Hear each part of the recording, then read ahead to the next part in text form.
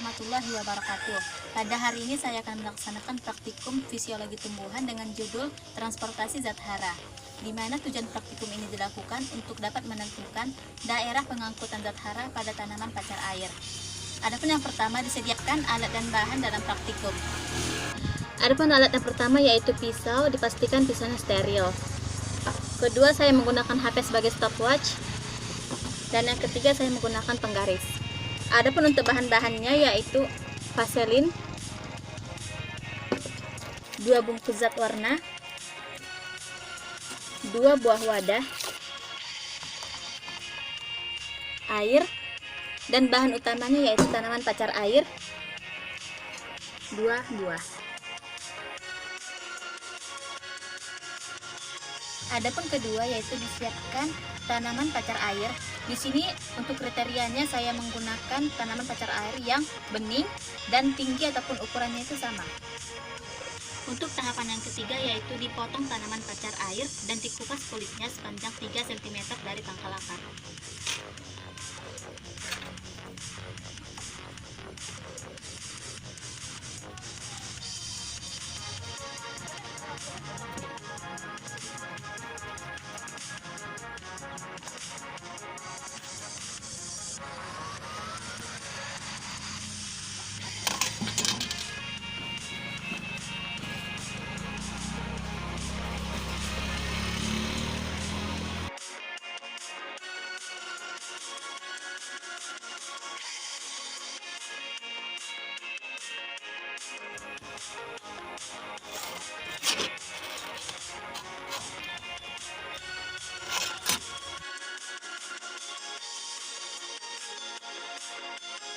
Selanjutnya yaitu di mana pada dua tanaman pacar air diberi perlakuan yang berbeda.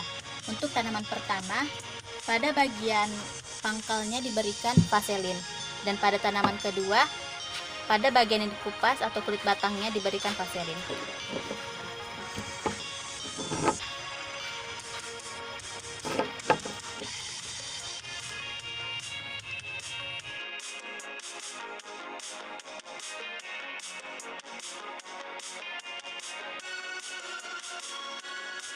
Sebelum memulai ke tahap selanjutnya, saya akan membuat larutan zat warna terlebih dahulu, di mana saya akan mengisikan air 3/4 dari wadah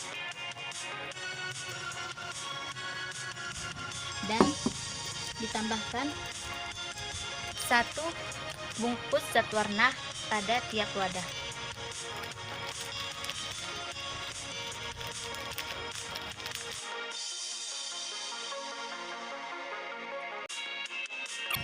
Untuk tahapan terakhir, di mana 2 tanaman yang sudah saya oleskan vaselin tadi dimasukkan ke dalam wadah yang sudah dibuat larutan zat warna.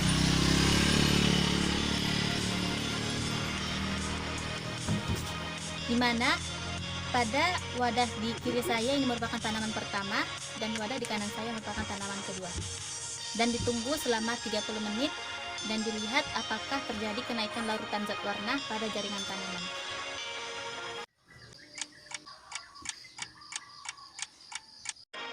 30 menit, maka diukur berapa ketinggian larutan zat warna pada jaringan tanaman.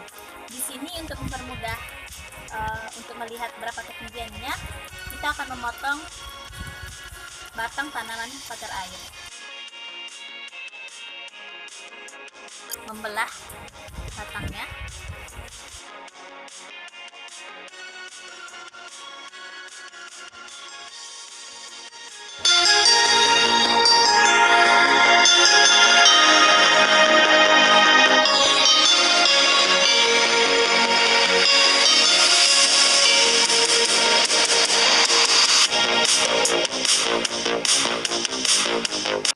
Setelah praktikum selesai dilakukan, didapatkan hasil dari perlakuan terhadap pacar air, yaitu untuk perlakuan pertama, silem ditambahkan vaselin, tinggi larutan eosin setelah 30 menit yaitu 21 cm, sedangkan untuk kelajuannya yaitu 0,12 mm per detik.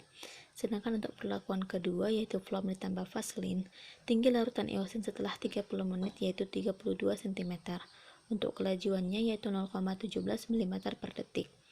Adapun untuk kelajuan didapatkan dari rumus tinggi larutan eosin per waktu untuk satuannya yaitu milimeter per detik.